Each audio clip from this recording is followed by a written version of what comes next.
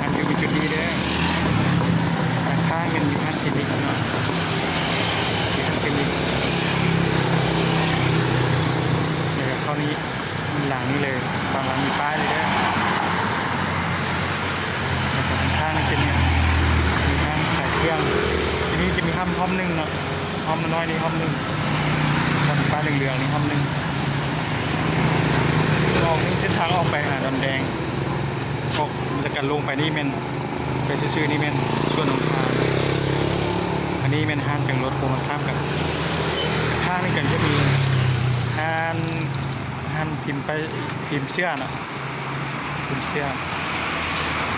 ข้างนี่ก็มีขนส่งแล้วก็อันนี้ก็มีห้างแต่เครื่องมีห้างเดียวนี่เทศลองลงมามีห้างแต่เครื่องห้างเดียวทุกความ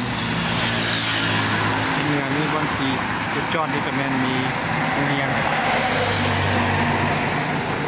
ใกล้ๆเคดีนะมาห้องเคดีแล้วก็เข้าห้องนี้เลยอยู่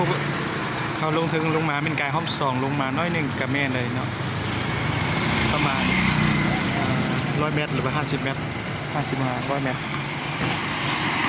ที่รวมนี้ห้องหนึ่ง